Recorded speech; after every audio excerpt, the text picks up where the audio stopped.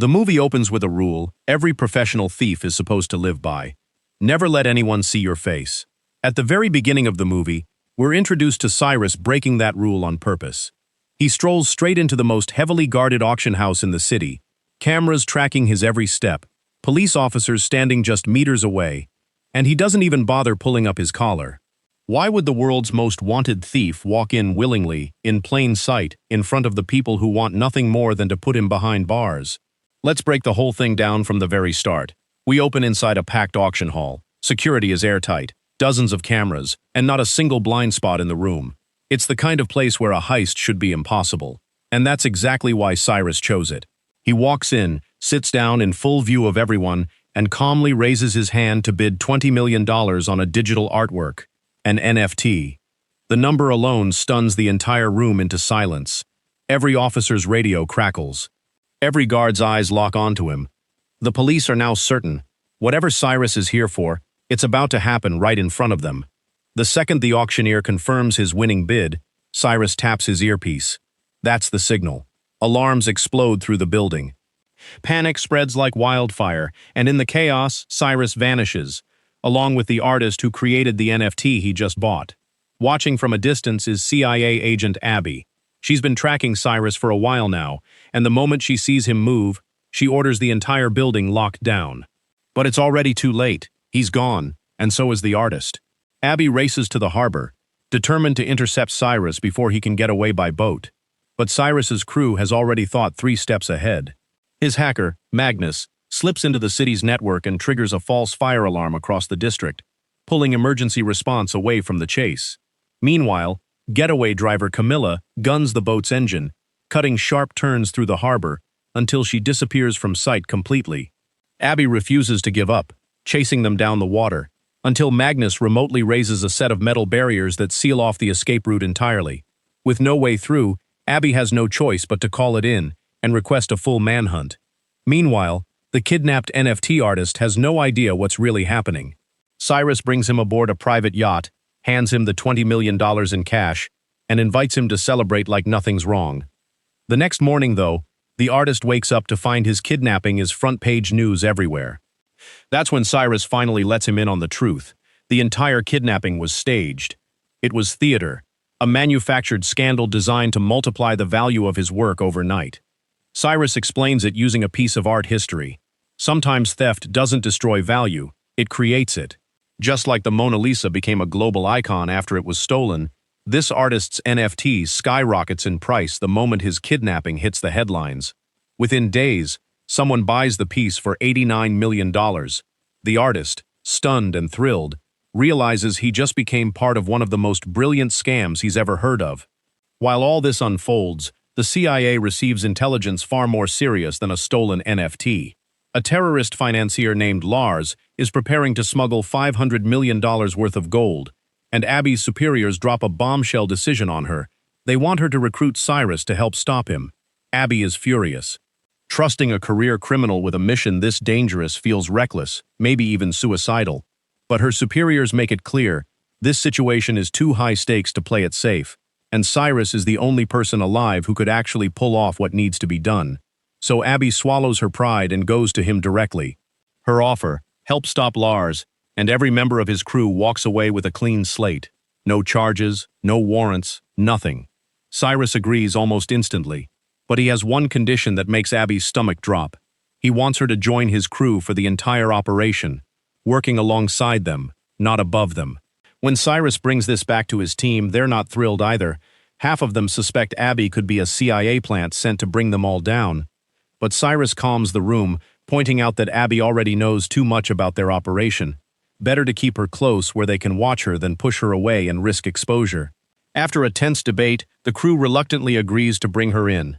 With the team assembled, Abby lays out the mission.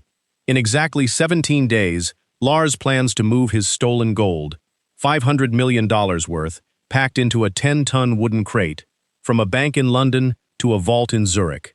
The route: an armored truck to the airport, then a commercial passenger flight straight to Switzerland. Everyone in the room reaches the same grim conclusion. Stopping this on the ground is basically impossible. The security is too tight, too coordinated, too well funded. Cyrus, unbothered as always, delivers the line that reshapes the entire plan. If they can't take the gold on the ground, they'll take it in the air. His idea is audacious. They'll use a second aircraft to intercept the gold-carrying plane mid-flight. When the two planes fly close enough together, they'll trigger a radar signal swap, a brief window where the real plane effectively vanishes from every tracking system on Earth. It's the kind of plan that sounds impossible until you remember who's saying it. Magnus tracks down exactly the aircraft they need, a heavily modified plane, remotely operable, rigged with hidden steel pipes and, most impressively, fitted with a massive underbelly screen capable of hiding it from both radar and the naked eye. The moment Cyrus lays eyes on it, he knows this plane is the key to the entire operation. For the next stretch of the film, we watch the crew drill relentlessly, timing, positioning, every second of the exchange rehearsed over and over. But one massive problem keeps surfacing: activating a jammer and swapping transponder signals between two planes moving at roughly 1,000 kilometers an hour requires timing so precise that even a fraction of a second off could unravel everything. The solution? They need someone on the inside, someone with direct access to the airline's systems at the exact right moment. Abby suggests a man named Harry, a CIA asset who also happens to work for the airline and who knows the ground crew personally. Cyrus offers him a flat $1 million, and Harry, no hesitation, is in. Then comes another problem. The jamming device Magnus needs to smuggle onto the flight looks disturbingly like a bomb. There's no way it gets through airport security in one piece.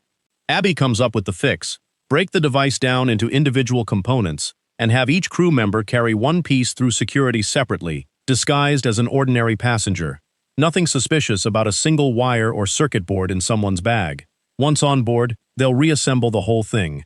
Mission day arrives. One by one, the crew boards the passenger flight, some in business class, some tucked into economy, blending in perfectly, while 10 tons of gold sit locked away in the cargo hold below. But almost immediately, the plan hits turbulence, literally and figuratively. Engineer Luke, whose role is critical to assembling the jamming device, has vanished without a trace. Cyrus is rattled for the first time in the entire film, and he pushes Magnus to find a workaround fast. Meanwhile, in the air above, Camilla pilots the stealth aircraft steadily closer, narrowing the gap between the two planes. Then another gut punch. Magnus scans the cabin and discovers 5 armed bodyguards seated among the ordinary passengers, 2 up in first class, 3 scattered through economy. The mission just became exponentially more dangerous.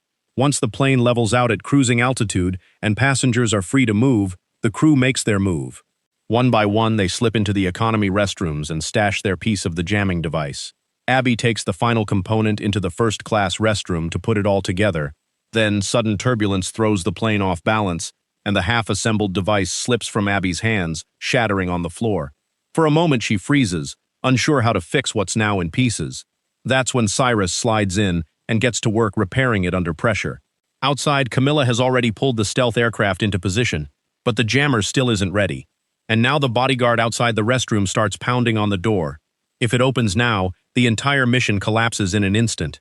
Thinking fast, Abby makes just enough noise to convince him someone's simply using the bathroom, and he backs off. With seconds to spare, Cyrus finishes the repair, and the jammer roars to life.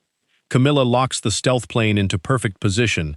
The signal swap executes flawlessly, and both aircraft blink off every radar screen watching them. Now the mission enters its most dangerous stretch. Harry, working from the air traffic control side, feeds the pilot a fabricated storm warning over Zurich, urging an emergency diversion to a remote airport tucked between snow-covered mountains. Once his part is done, he signals Camilla, who quietly deploys a radar-jamming drone and drops back just slightly from the passenger jet. Inside the cabin, the captain announces the sudden change in plans, and passengers erupt into confusion. The bodyguards immediately sense something is off. And a full-blown fight breaks out in the cabin. Screaming passengers, chaos in every direction, and a captain who has no idea his plane has just become the center of an international heist. Taking the disturbance as an in-flight emergency, he makes the call to land immediately at the nearest airport.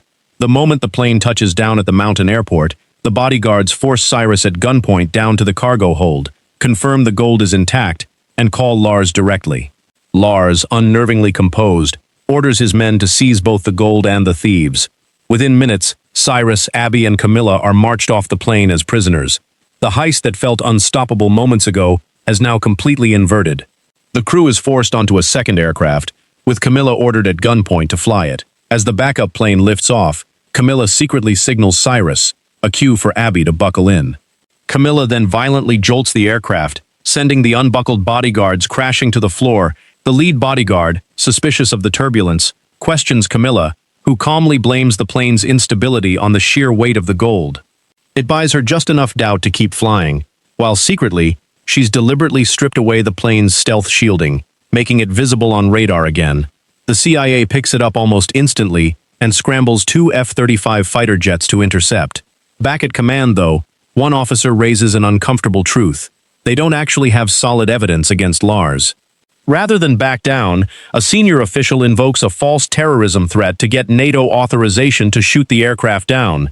The bodyguards, mistaking the jets for intimidation tactics, remain unfazed. But outside, the fighters lock missiles and begin a 60-second countdown to fire. Inside, Cyrus realizes they're out of time and triggers the plane's hidden weapon. Steel pipes shoot out and slam into the bodyguards, flipping control of the aircraft back to the crew in seconds. While Cyrus subdues the lead guard, Abby grabs the remote and flashes the word civilian across the plane's exterior LED screen, hoping the fighter pilots will see it in time. It works, but Camilla's evasive inverted maneuver to dodge the jets sends the plane into a steep, uncontrolled dive. Abby seizes the moment to remotely open the cargo hold, and the bodyguard still fighting Cyrus loses his footing and falls out into open sky. With the immediate threat gone, Cyrus and Abby rush to the cockpit to help Camilla finish off the last bodyguard. But the plane itself is now critically damaged. Cyrus drops into the pilot's seat, wrestling the controls to keep the nose up, but a chunk of the fuselage tears away and slams into the tail, sending the aircraft completely out of control. With no other option, Cyrus spots a stretch of highway below and aims straight for it. The landing is brutal. The plane hits the road hard, skidding at incredible speed, trees along the route slowing it down bit by bit, until it finally comes to a stop directly in front of Lars's private villa. Inside, Lars and a woman waiting to inspect the shipment watch in stunned silence as the wreckage grinds to a halt just feet from them. Cyrus, Abby, and Camilla stumble out of the wreckage into total chaos. The woman there to verify the shipment suddenly receives a warning that an informant has infiltrated the deal. Spooked, she tries to call the whole transaction off. Lars doesn't do negotiation. Without a flicker of hesitation, he shoots her twice. He shows no remorse whatsoever. Turning his fury on Cyrus, Lars demands to know which of the three is the informant.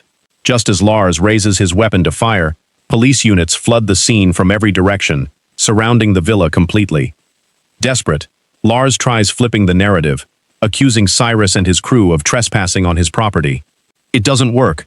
Cyrus lays out the entire smuggling operation for the officers on the spot and reveals the footage of Lars murdering the woman in cold blood. With undeniable evidence in hand, Lars has nowhere left to run. As CIA agents arrive to secure the scene, Abby watches from the sidelines, visibly shattered. Cyrus, sensing it's time to disappear, prepares to leave with Camilla on a waiting boat. Before he can go, Abby confronts her superior directly, asking if he was the one who authorized NATO to shoot down the plane she was on. She already knows the answer. Without another word, she throws a punch straight at his face, drops her badge on the ground and walks away from the CIA for good. She climbs aboard Cyrus's boat without looking back, and as the shoreline fades behind them, so does her entire old life. Once they're safely out at sea, Cyrus tells Abby it's finally time she learned the truth, the whole truth. And what he reveals completely rewrites everything we thought we understood about this heist.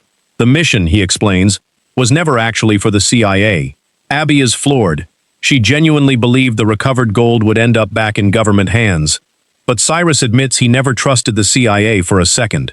The real plan had been set in motion long before any of this, back when Harry first joined the crew. At that exact point, Magnus had already secretly swapped the real gold for painted iron bars. And then the final piece falls into place. Engineer Luke's disappearance wasn't fear or failure. It was the most important job in the entire operation. Abby can't help but laugh, stunned by just how far ahead Cyrus and his team had planned every single move, right from the very beginning. Moments later, the rest of the crew arrives, and the whole team reunites.